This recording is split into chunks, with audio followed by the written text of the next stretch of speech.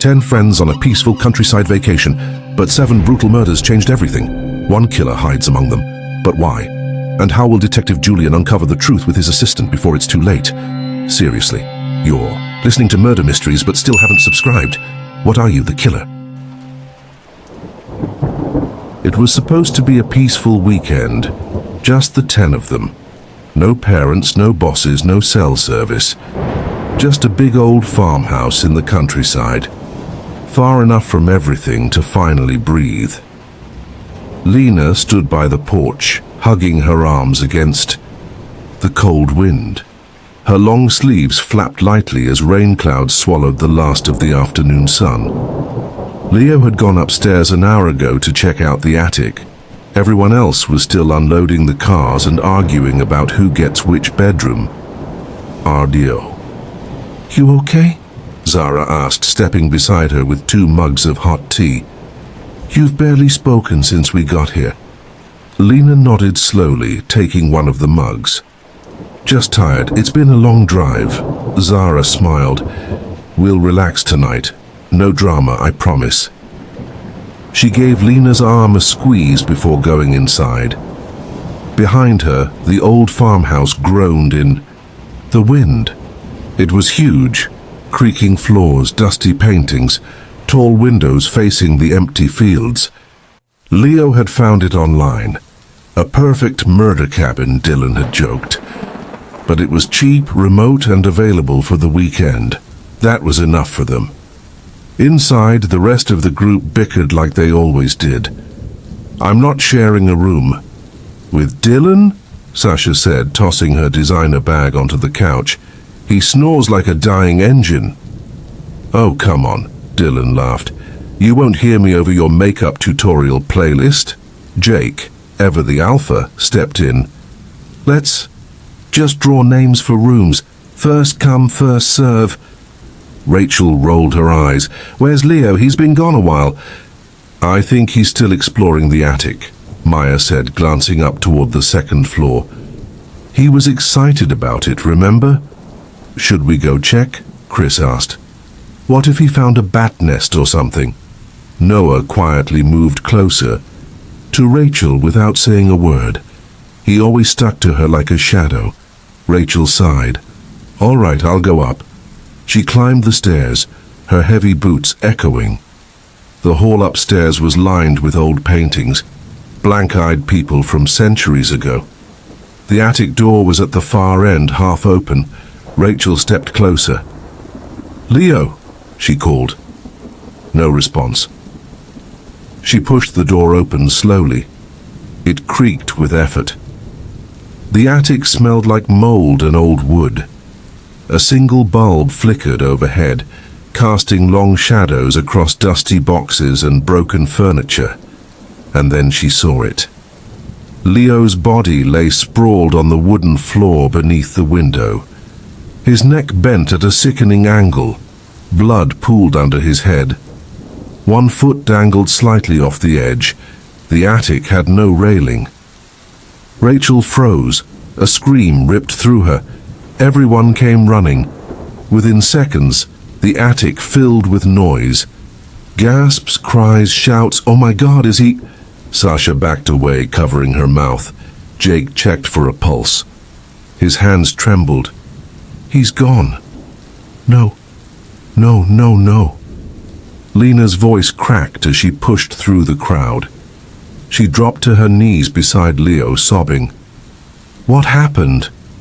"He must have slipped," Maya whispered, hugging herself. "The window's open. Maybe he was trying to get a view and—" "Why would he stand that close to the edge?" Chris frowned. "He's not stupid.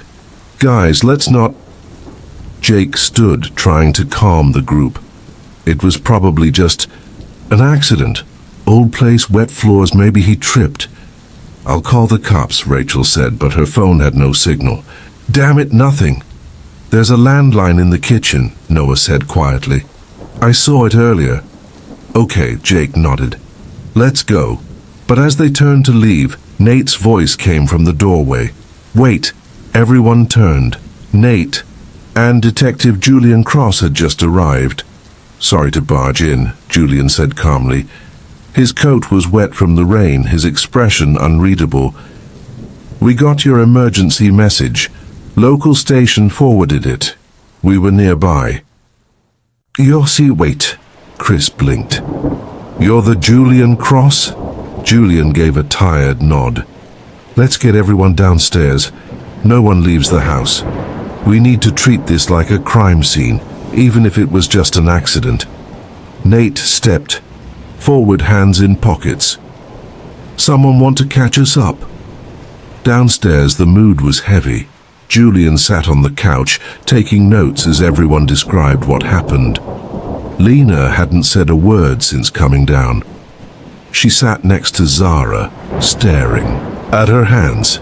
"Did anyone actually see Leo fall?" Julian asked. Everyone shook their heads. "He was alone in the attic," Rachel said.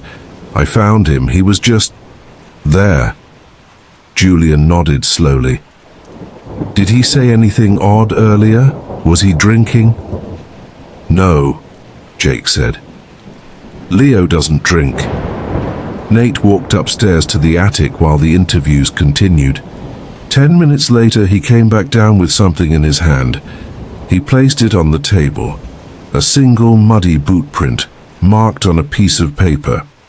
"I found it near the ledge," Nate said. "It's smaller than Leo's foot size." Everyone stared. Sasha's voice broke the silence. "Are you saying someone pushed him?" "I'm saying the floor was dry. The only wet footprint was near the ledge, and it's not his." Lena suddenly stood up and walked toward the window. Her voice was quiet. "You think one of us did this?" Julian didn't answer. Nate shrugged. "We're not ruling anything out," Zara frowned. "That's insane." "Look," Jake said, stepping forward. "We've all known each other since college. We've had fights, sure, but no one would kill Leo. Unless it was an accident," Maya added. "Or," Chrissy muttered, "unless they wanted us to think it was." Julian closed his notebook. "No one leaves the house. We'll contact local authorities once the storm clears. For now, stay together. No wandering off." That night, the house was silent except for the rain. One by one, the friends went to their rooms, but no one slept. Rachel sat by the fireplace sipping wine. Noah stayed close, eyes darting at every creak. "I don't like this," he whispered. "Why is there a footprint if he fell?" "Could have been from earlier," Rachel said, but her voice lacked conviction. Upstairs, Lena stood alone in the hallway, staring at the closed attic door. She touched her necklace, a small silver pendant Leo had given her long ago. Her lip trembled. Behind her, Zara's door creaked open. "You? Okay," she asked. Lena turned and nodded, smiling faintly. "Yeah, just thinking." "You're not alone, you know," Zara said. "We're all here for you." Lena's smile deepened, warm, gentle. "I know." She turned, went into her room, and softly closed the door. On her desk sat a leather-bound journal. She opened it. Inside, a single sentence had been written in fresh ink. 1 down, 6 to go. Her smile never faded. "Scene opens at dawn. Rain falls in a thin mist. The smell of damp wood and soil fills the air." The group sat scattered in the living room, pale faces illuminated by the fireplace. No one slept. Chris had just died hours ago, his untouched wineglass still on the kitchen counter. Lena sat by the window, wrapped in a thick grey blanket, her face damp with tears. Zara rubbed her back silently. Jake paced. Jake, frustrated. I still. "Don't get it, he drank the same stuff we all did," Rachel. "No, he didn't, he poured his own. Said he didn't trust Dylan's bartending skills. Jokes on him, I guess. Dylan, sarcastic. Thanks, Rachel, that's real comforting right now. Noah, muttering. So, it was poisoned? That's what we're saying? Maya. Maybe it wasn't poison. Maybe he had something else going on, like a condition. Chris, in memory, joking earlier that night. If I ever die suddenly, blame it on the wine, not my heart. Jake. He literally said that. Lena whispers, we need to call someone. Cut to 9:45 am. Police SUV arrives on muddy path. 2 figures step out. Detective Julian Cross, tall graying hair, long black coat. Nate, lean, younger, energetic, camera slung across his shoulder. Julian, low even, farmhouse. Dead friend. Second body in 24 hours. Let's find out why. Nate, eyeing the group as they exit. Well, let's see. 10 people. 2 dead. That leaves us 8 suspects. He pauses, nodding toward Lena, who's drying her tears, against Zara's shoulder. Nate, mock whispers. It's always the quiet one, huh? I bet it's her. She looks too innocent. Julian, dry smirk. Well, if I had to place a bet this early, I'd bet on her too. They both chuckle. The comment floats away, forgotten, for now. Scene living room. Julian stands near the fire. The group is seated like students before a lecture. Julian, I want to go over last night, from dinner until Chris was found. Dylan, he was sitting right there. Maya, by the piano, laughing. He coughed hard, then collapsed. Zara, he was twitching, like seizing. Jake tried to hold him still. Rachel, I called for help. There was no signal, no service anywhere. Julian, and who poured the drinks? Dylan, raising hands. Me, but he poured his own glass. Swore I was too heavy on the vodka. Jake, suspicious. Where were you when he started choking? Dylan, in the kitchen, grabbing napkins. Noah, to Julian. We all thought it was a joke. Like, he was doing a bit. Chris always did dark humor. Lena, softly. It wasn't a joke. Julian nods slowly. No, it wasn't. Scene. Julian's notebook. 2 names. 2 deaths. Leo, fell from attic. Accidental.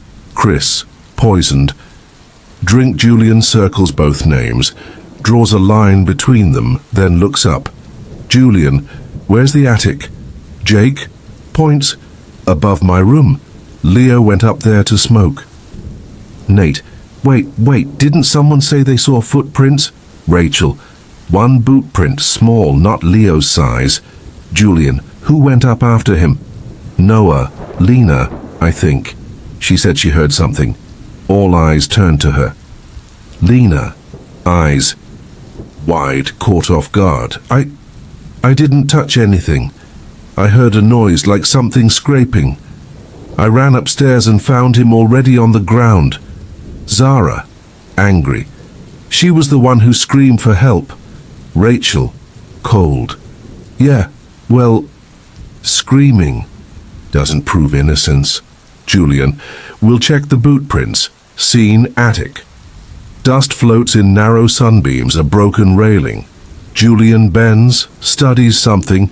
Nate snaps photo. Boot prints still here. Small, could be a woman's. Julian. And fresh. They walk down. As they descend, static noise. A faint child's voice echoes. Child voice. From the barn, crackling. Don't go. Don't go. Julian freezes. Nate slowly looks toward the barn. Nate, tense. You heard that, right? That was a kid. Julian, there are no kids. Scene, barn. Tools hung on the walls. Dusty hay. Julian and Nate sweep with flashlights. Under a pile of cloth, a baby monitor, still on, still whispering static. Nate shivers. This is some Blair Witch crap. Julian, someone wants you scared. Nate. And it's working. Back in the house, the group now split across the dining area and kitchen. Tension builds like rising smoke. Dylan. I say we all sleep in one room, nobody alone, no more accidents. Jake. Except we can't sleep, not after this. Maya. There's something evil here. I feel it. Rachel. Oh, for God's sake, Maya, defensive. You didn't feel it when we drove in, the stillness, the trees don't move, the air's too quiet. Noah to Lena. Hey, did you say your journal was missing? Lena, shaken. No, it's back now, but pages were torn out. I swear someone touched it. Rachel. Maybe Leo read it before he died. Your little love story would have been a fun read. Zara, firm. Rachel, shut up. Julian interrupts. Let's talk about Leo. The group hushes. Julian. Why was he up there alone? Did he fight with anyone earlier? Dylan. He was quiet. Said he was going to clear his head. That's it. Maya. He looked haunted before he went up. Jake mutters. He never fully got over Lena. Everyone knew that. All eyes shift to Lena. Her face is unreadable. Julian, calmly. Lena, what were you doing when Leo fell? Lena. I was with Zara. Then I went up. I heard a sound.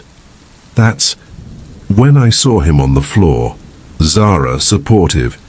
She came running back down screaming. I was in the hallway. I saw her. Julian scribbles something silently. Cut to 7 p.m. Fireplace room, nightfall. Julian sits beside Nate, drinking stale coffee. Nate. Okay, hear me out. What if it was Leo? Julian. He's dead. Nate. Exactly. Maybe he planned this. Like a revenge from beyond. Journal pages missing, freaky baby voices, a poisoned friend. Julian. Then how did Leo poison Chris after dying? Nate shrugs. Ghosts are clever. Julian doesn't respond. His eyes are on the fireplace. A photograph above it. Julian walks closer. It's a framed photo of the entire friend group. In this very house, same clothes, same week. Nate, confused. Weird. That's not possible, we just got here. Julian turns the frame over. Dated. 2 days ago. His jaw tightens. Sudden scream from outside. Everyone rushes to the barn. Rachel. Ears pointing, pale, shaking. Rachel. Sasha. She's in there. Julian pushes through the group. Inside the barn, Sasha's body hangs from the beam. Her face is twisted in horror. Zara vomits. Maya sinks to the ground. Lena clutches her stomach, trembling. Julian, calmly, deadly quiet. Get everyone back inside, now. Scene ends with Julian staring at the body, a note carved into the wood above Sasha's body. Still think it's an accident. Julian looks up at the symbol again. Familiar. Almost copied. He flips to Nate's sketchpad. The same symbol. Drawn days ago. Julian, to himself. What the hell is going on here? The sun cracked through the early morning clouds, its golden hue doing little to warm the freezing tension that now lived among the remaining friends. Chris's death at dinner had left a sour taste that no one could shake. No one ate breakfast. Coffee went cold in trembling hands. Conversations were reduced to whispers, eyes darting nervously from face to face. Maya sat on the porch swing, mumbling mantras under her breath. Rachel paced back and forth, muttering, about fingerprints and poison. Jake hadn't spoken in hours, but it was Dylan who tried to lift the mood. "Okay, look," he said loudly, clapping his hands once. "We're all spiraling. We need to clear our heads. The sun's out. There's a whole damn pond out back. And I say we do something normal for once.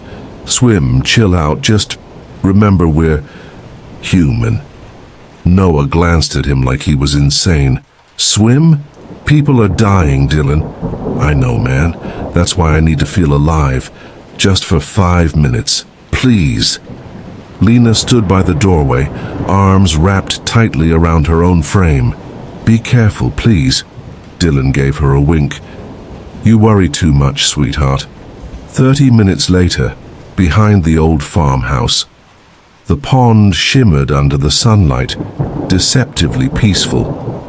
Dylan had stripped down to boxers and launched himself into the water with a cannonball. "Finally," he shouted, surfacing. "See, not cursed, just cold." Maya shook her head from the shore. "The spirits are restless." "This is reckless." Rachel rolled her eyes. "Everything's reckless to you." Sasha was filming the whole thing on her phone from a distance, sighing dramatically. "This is the dumbest horror movie I've ever been forced into." "Maybe you're next," Jake muttered under his breath.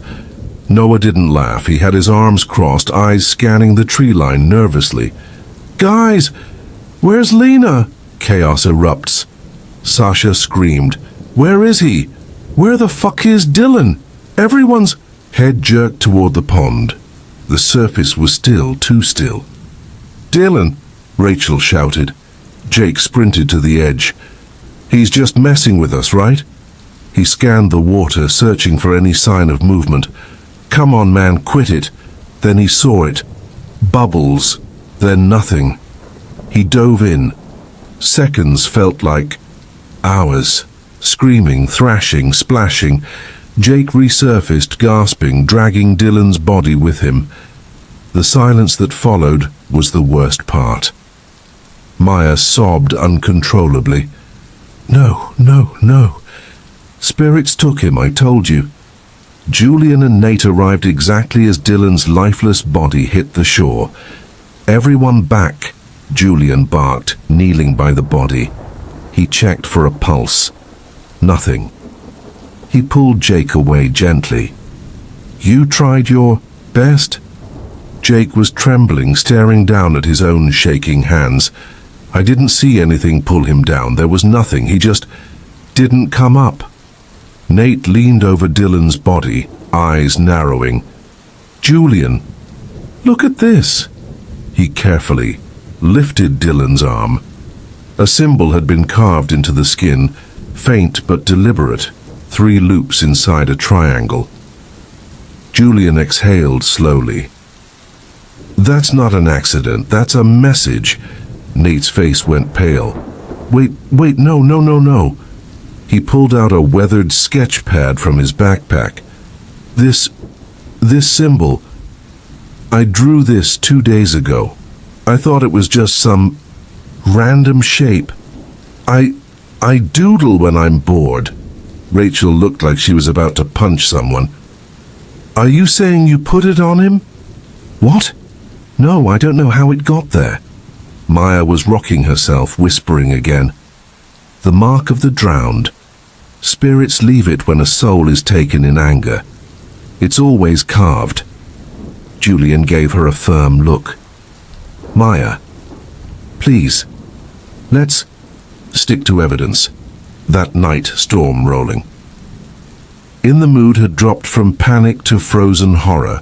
Everyone gathered inside the old house's living room, the only place with light and warmth. No one dared go off alone. Lena stood near the fireplace watching the flames flicker. She hadn't said a word since Dylan's death. Zara approached her carefully. "Hey, you okay?" Lena didn't answer at first. Then, "He said I worried too much." Zara gently touched her shoulder. "This isn't your fault." "I know." A scream shattered the silence. "Lena!" Everyone scrambled toward the hallway.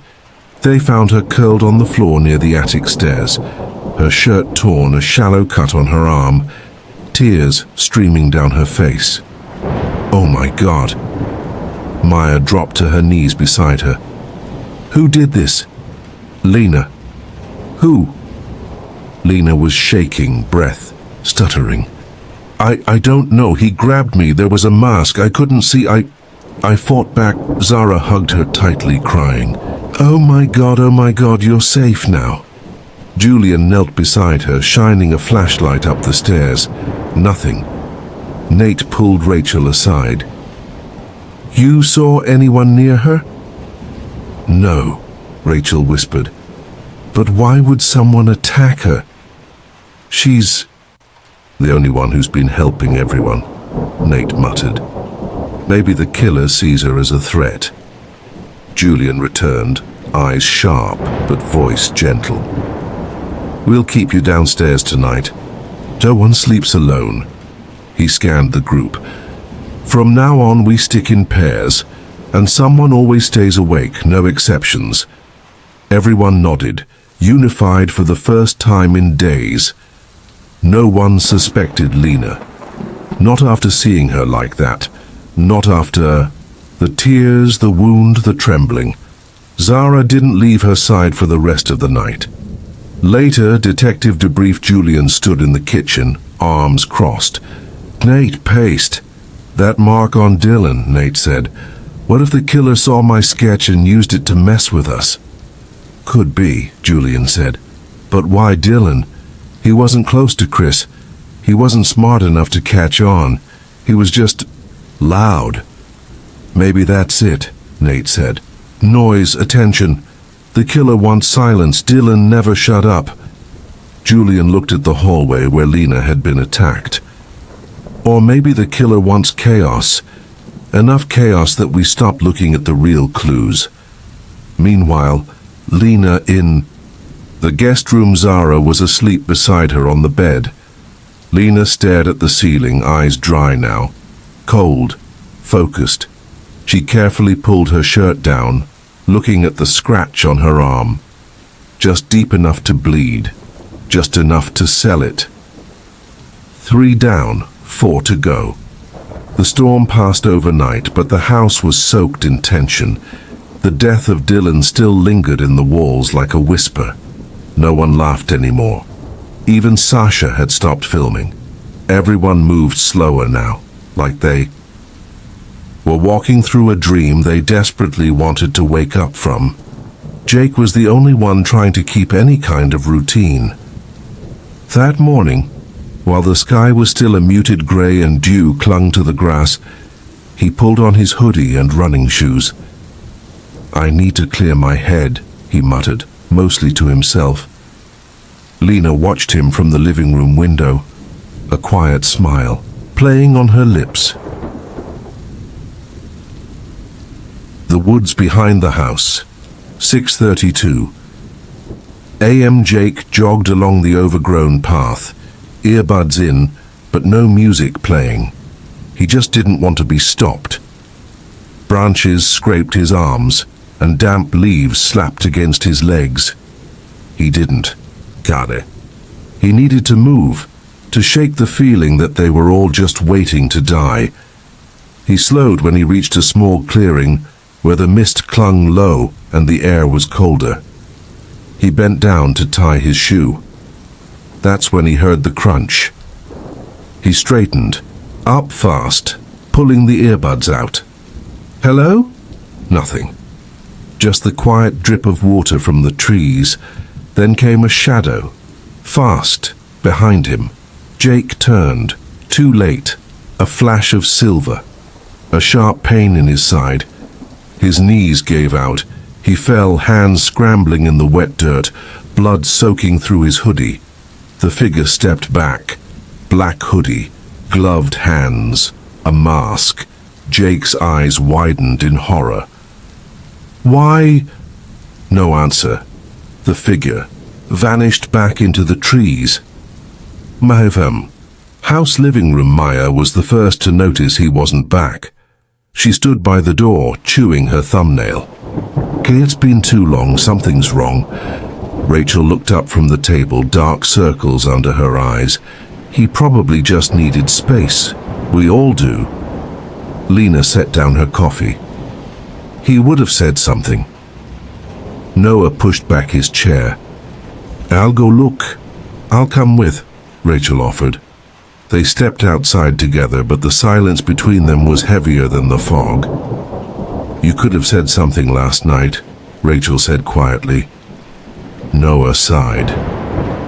Said what? That I don't trust anyone anymore, that every time I close my eyes I see Chris's face? You don't trust me, she replied. That's what you're really saying. He stopped walking. You really want to do this? Now? Better now than when we're next in a body bag.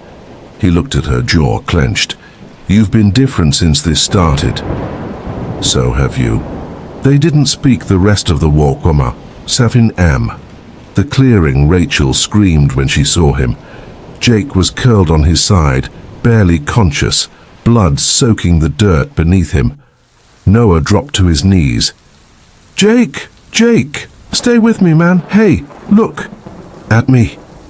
Jake's eyelids fluttered. He whispered something. Rachel leaned in. What? What did he say? It was her, Noah said softly. She stabbed me. Who? Did he say who? Jake's head lolled. He passed out. Rachel looked around wildly. We need help now. 30 minutes later, house living room, Julian stitched the wound himself.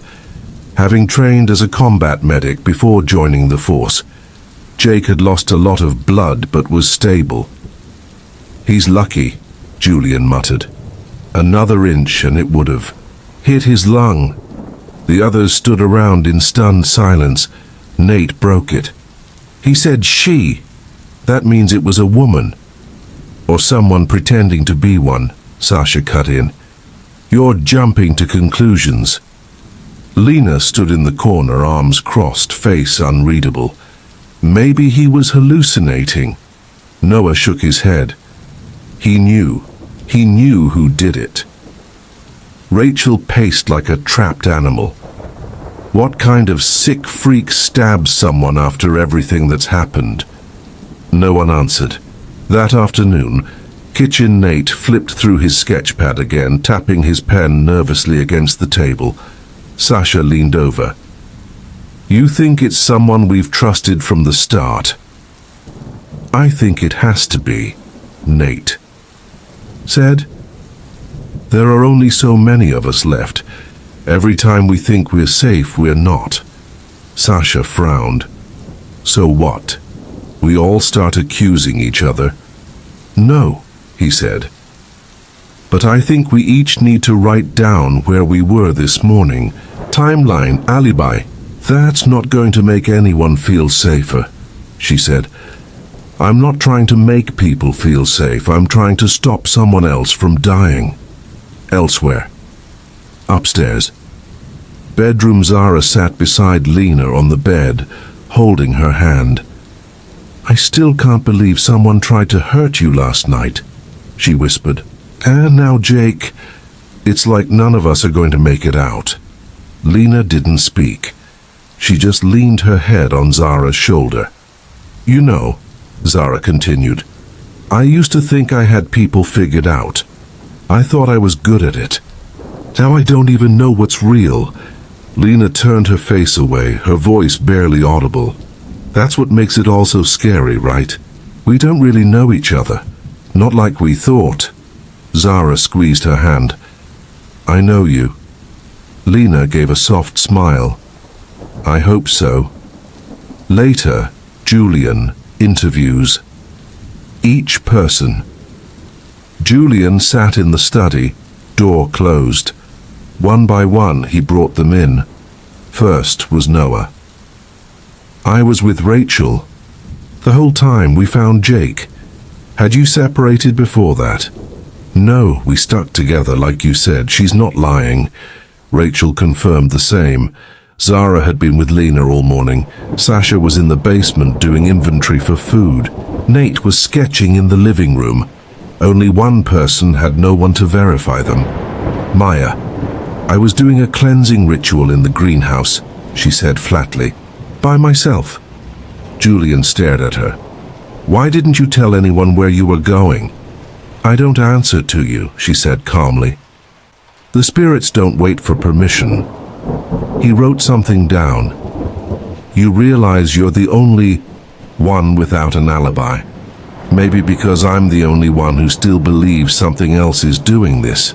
That night, guest room Jake had woken up briefly, but drifted back into sleep, barely able to speak.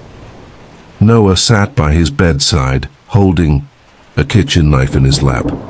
I swear to God, man, I'm not letting this happen again. You'll be the last, I promise.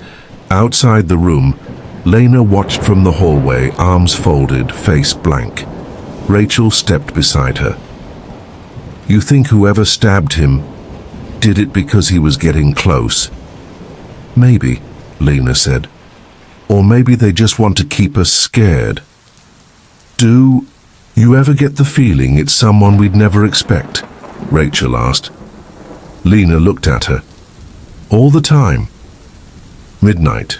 Greenhouse. Nate couldn't sleep. He found himself walking toward the greenhouse, flashlight flickering. He opened the door slowly and froze. Inside, candles were lit, symbols drawn on the floor in chalk, bones arranged in careful patterns. Maya stood in the middle, eyes closed, chanting. He stepped forward. What the hell is this? She turned slowly, her voice eerily calm. Protection. Warding. I'm trying to keep you alive. He stepped closer, lowering the light. Jake said it was a woman. Do you think it's me? I don't know what to think anymore. She held his gaze. Then maybe you should stop thinking and feel there's something in this place. Not just one killer. There's something darker. Or you're trying to distract us. She took a step forward. Be careful, Nate, when you dig too deep and you might not like what you find. Outside, Lena's POV from the shadows beyond the greenhouse, Lena watched. She took a small notebook from her coat pocket and crossed out another name. Jake. Survived. But for now. She turned and walked back toward the house, her expression unreadable. Her footsteps made no sound. She was already planning the next one. The rain returned overnight, softer this time, like a quiet warning whispered into the trees. The house groaned in the wind, windows fogged, hearts heavier than ever. Jake slept through the night, pale but breathing. His stabbing had shifted everything. The fragile sense of control, already crumbling, had now completely shattered. And in that silence, just before dawn, Sasha vanished. 11 a.m. Upstairs hallway. Maya stood at Sasha's door, knocking. Sasha? You okay? I brought you ginger tea. No answer. She knocked again. Come on, I know you hate mornings, but you haven't eaten in a day. Still nothing. She frowned and jiggled the handle. Locked.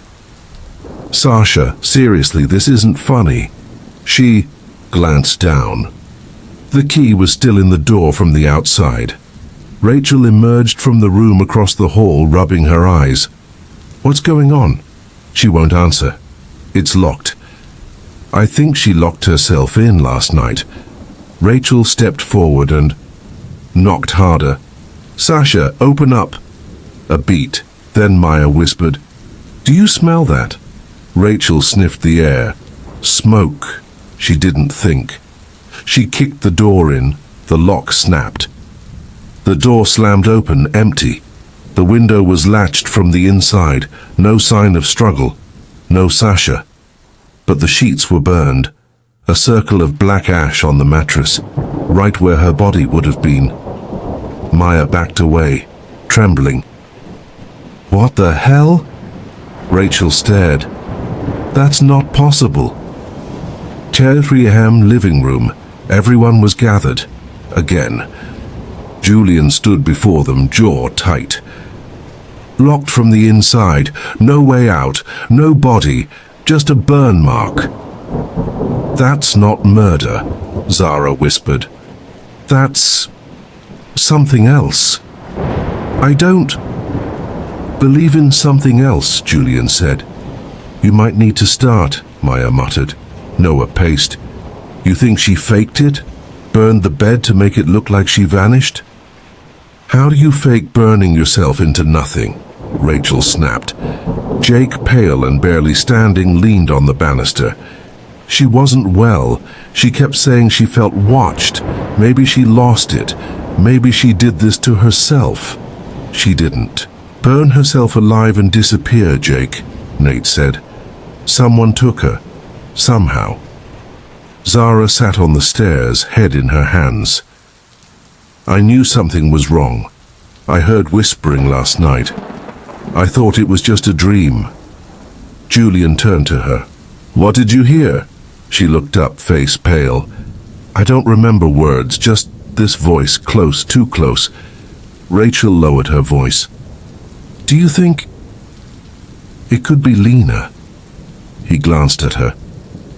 "Why Lena?" "She's always just out of the way. Never around when something happens, but never too far either. Like she's hovering." Nate hesitated. "Zara said the same thing." Rachel's eyes widened. "She did?" "Last night. She's starting to look at Lena differently." Rachel leaned in. "Do you?" Nate exhaled. "I don't know. I used to think she was the only one I trusted." Upstairs, Zara and Lena's room. Zara sat cross-legged on her bed, watching Lena brush her hair by the window. "I had a weird dream last night," Zara said. "Oh?" Lena replied, not turning. "You were standing over my bed, just watching me." Lena smiled faintly. "Maybe I was sleepwalking." "You weren't asleep," Zara said softly. Lena finally turned to face her. "You think I'm dangerous?" Zara didn't answer. "I'd be hurt," Lena said, "if I didn't understand why." "I want to trust you," Zara said. "But people keep dying or vanishing and you're always okay. You're never in danger." "I guess I've been lucky," Lena said, voice calm. Zara met her eyes. "Or smart." They stared at each other for a long moment. PM. Study. Julian opened the envelope with care. It had been slid under his door. No return address. Inside was a single sheet of paper, typed, no name. It read, "The girl you trust the most is the one you should fear. You've been looking in the wrong direction." He stared at the words. His first thought was Lena. His second was Rachel. He pulled out his notebook. There were 6 names left. Jake, stabbed, alive. Rachel, Noah, Nate, Maya, Zara. Lena 7, including Sasha, but she was gone. He underlined Lena's name, but didn't circle it. 15 p.m. back porch. Noah lit a cigarette with shaking hands. Rachel stood beside him. "I hated how things ended between us," he said. Rachel nodded. "To me too. Do you think it's Maya?" he asked. "She's weird, but she believes in what she's doing. I don't think it's an act." Noah took a long drag. "Then who?" Rachel looked into the woods. "That's the worst part. Every time I think I know someone else dies or disappears, and I start over." Behind them the door creaked. Lena stepped out quietly. "Mind if I join?" she asked. Rachel tensed. "Sure." Lena leaned on the railing. "Do you think Sasha's really dead?" Noah shrugged. "Don't know what to believe anymore. I think she was scared.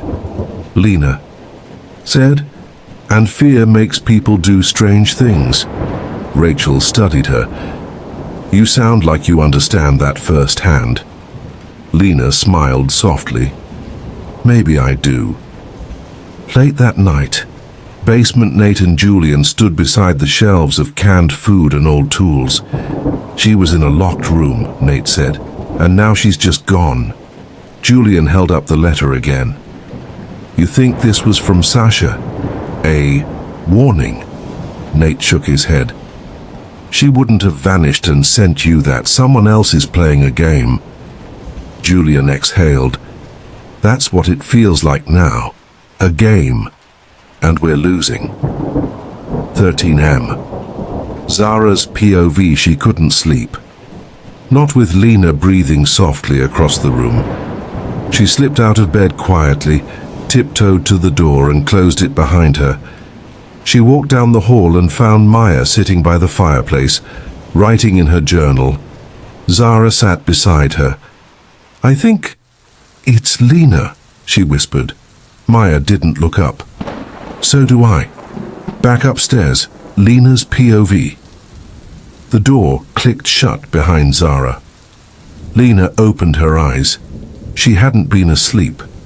She reached under her pillow and touched the cold metal handle of the blade and smiled. The fire had almost died out by the time Maya stood up. Her notebook closed softly, but her expression had hardened. Zara looked at her with concern. You're going to talk to her, aren't you? I have to, Maya whispered. If I wait any longer, she'll be the only one left. T43M. Upstairs hallway. Maya didn't knock. She walked straight into the shared room. Lena sat at the small desk near the window, hair tied loosely, sipping coffee like any other morning. She didn't even flinch. You're up early, she said. Without turning, Maya closed the door behind her. Couldn't sleep? Lena nodded, still not looking. No one can anymore. Maya stood there a long moment. You lied about the night Sasha disappeared. Now Lena turned. Slowly. What do you mean? You said you were in your room? All night. But Jake saw someone by the basement door just after midnight. Blonde, tall, you're the only one that fits. Lena gave a soft smile. So now we're trusting Jake's memory. He was drugged, stabbed, bleeding out. He's not stupid, Maya said.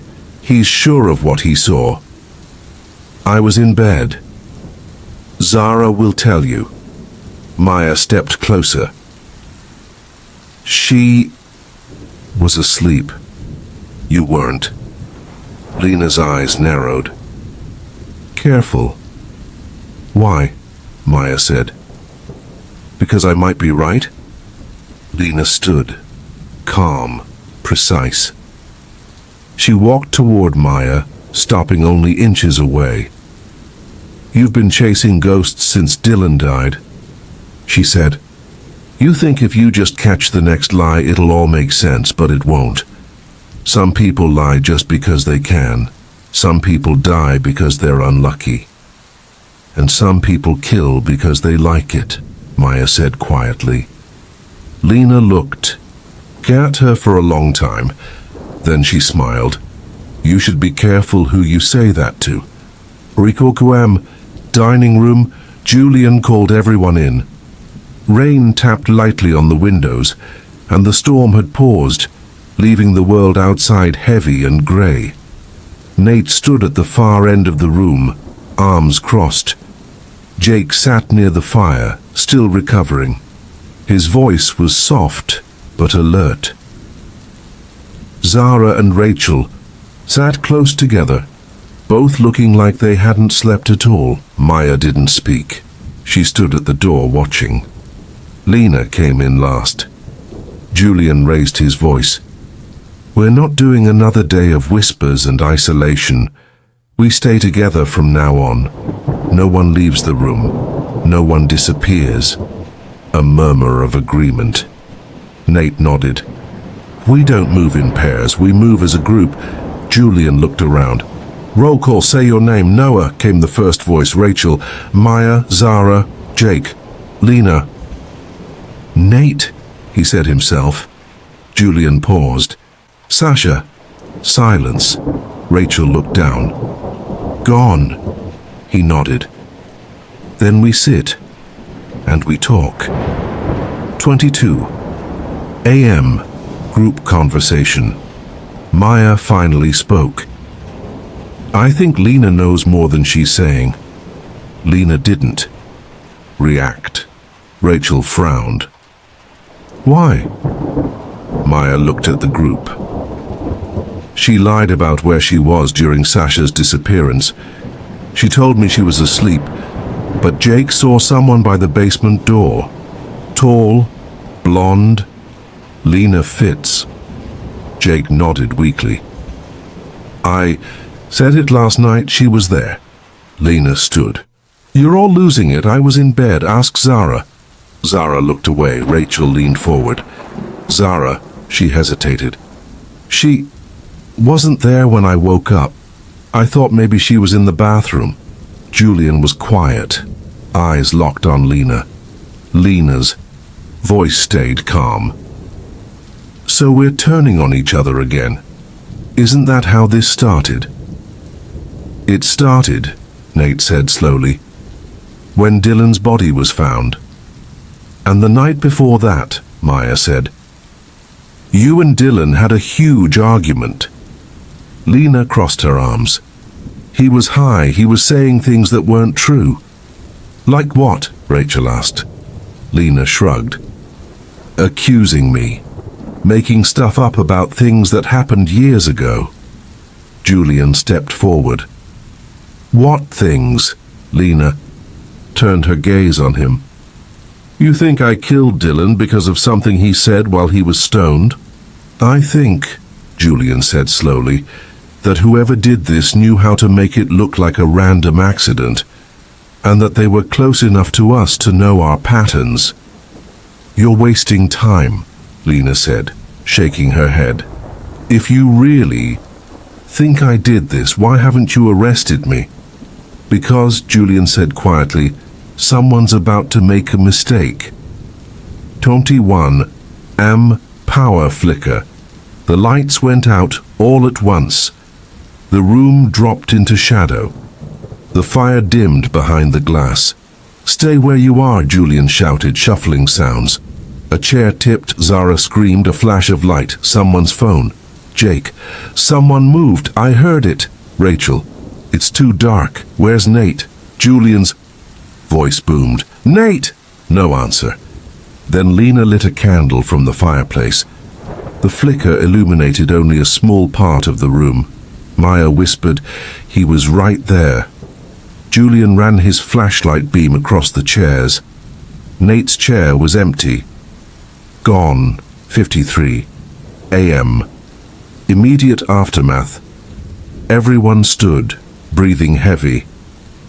Julian scanned the room again. Check the windows, doors fast. Rachel was already at the back window, locked. Zara tried the side door. Still bolted, Lena whispered. There wasn't enough time. No one could have dragged him out without us hearing. Maya looked at the candlelight. Then where the hell is he? Jake coughed. There's no blood. Maybe he ran. No, Julian said. He was here and now he's not. He grabbed his notebook from the mantel, scribbled the names again. One more crossed out. Nate. Gone. 14 M. Study. Later that morning, Julian stared at the fire, flipping through. A journal he had taken from Dylan's room days ago. It hadn't made much sense before, but one phrase now stood out. Underlined. She always smiled, right before it got worse. Julian's mouth went dry. He opened another page, a list of initials. D. MJNSRZ Eldon, in smaller writing. Watch the way she watches us." He turned to the back of the notebook. There, scribbled faintly, as if Dylan had feared even writing it down, "Lena isn't who she says she is." 2 p.m. Upstairs hallway, Zara found Rachel sitting against the wall, knees tucked to her. "Chest, we're running out of people," Rachel whispered. Zara sat beside her. "I never thought it would feel like this," she said. "Like being erased one by one." Rachel nodded. "We're all going to die here, aren't we?" "No," Zara said. "Not all of us." Rachel looked at her. "You think Maya's right? About Lena?" Zara was quiet a long time. Then she said, "I know she is." 1 p.m. Living room. Julian stood in front of the others holding Dylan's journal. "I think Dylan knew who the killer was," he said. Everyone looked up. "I didn't see it until now." But he was watching, not just scared, watching, taking notes. He held up the page. Maya stepped forward. "What does it say?" Julian read aloud. "Lena isn't who she says she is." Zara's hand flew to her mouth.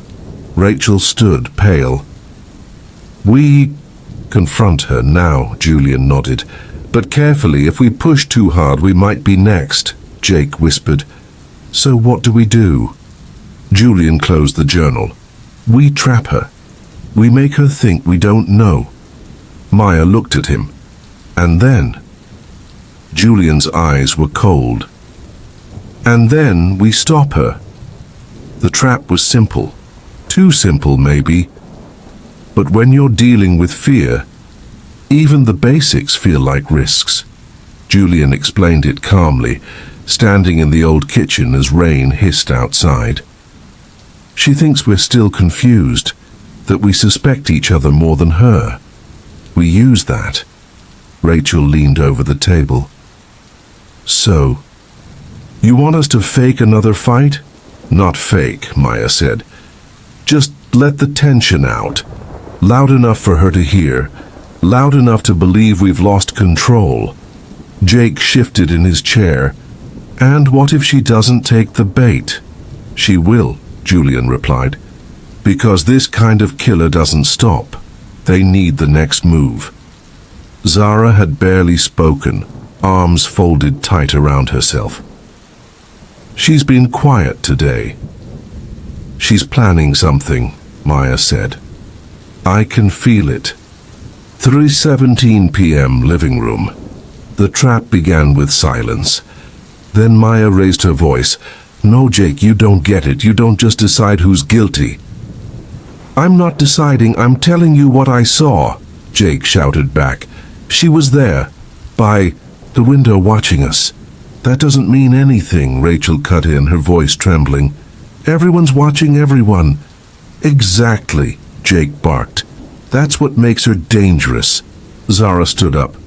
"You're tearing each other apart. You think that's going to help us? Dylan's dead. Sasha, Nate, now what?" Maya turned sharply.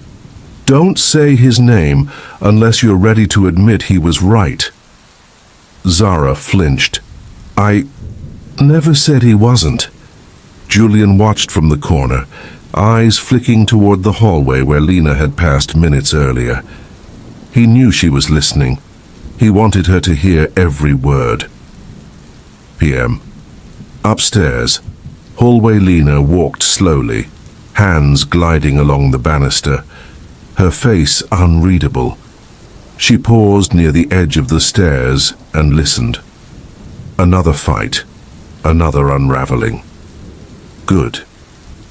She went back to her room and opened her drawer. Beneath a scarf, beneath a notebook, she pulled out a slim black box. Inside, the blade gleamed, clean, sharp. She smiled just slightly. "Almost there," she whispered. PM. Study. Julian sat alone, reading through Dylan's journal again. The final pages were damaged. Spilled wine had blurred ink, smeared thoughts into nonsense. But a few words remained. She asked me to keep quiet. Said no one would believe me anyway. I saw her with the pills. Julian ran his finger. Under the last line, if I disappear, it's her. He heard a floorboard creak behind him.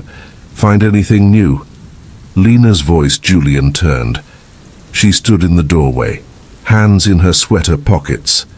Calm, disarming. I was just looking through old notes, he said. Trying to understand. The beginning. She tilted her head. Still think there's something to find?